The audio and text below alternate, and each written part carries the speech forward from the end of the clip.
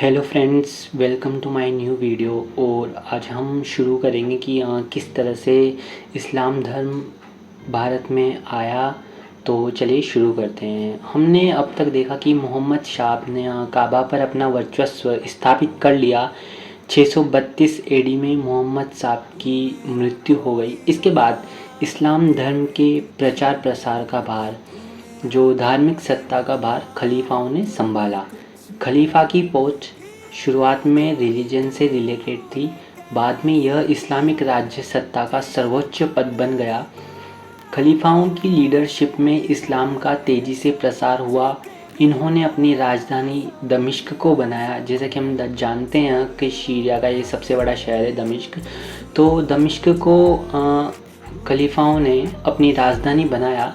दमिश्क के खलीफा अल वालिद फर्स्ट के कार्यकाल में इस्लाम का इतना अधिक प्रसार हुआ कि इस्लामिक एम्पायर का ईस्टर्न बॉर्डर वेस्टर्न बॉर्डर तक पहुंच गया। अल वालिद के जो पॉलिटिकल एडवाइज़र और डिफेंस मिनिस्टर अल हज्जाज, जो कि इराक के गवर्नर थे, इराक के हाकिम अल हज्जाज ने मोहम्मद बिन कासिम के नेतृत्व में अरबों को सिंध पर आक्रमण करने के लिए भेजा था। मोहम्मद बिन कासिम अल हज्जाज का भतीजा और दामाद था।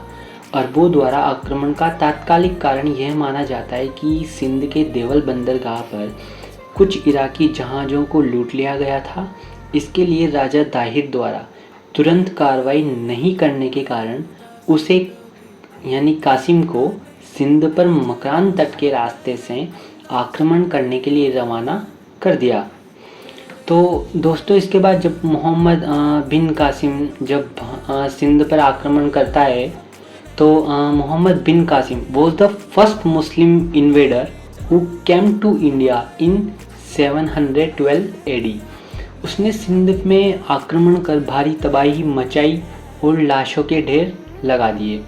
इस युद्ध में अरबों ने सिंध पर जीत हासिल की और इस तरह से पहली बार भारत में इस्लाम धर्म का आगमन हुआ।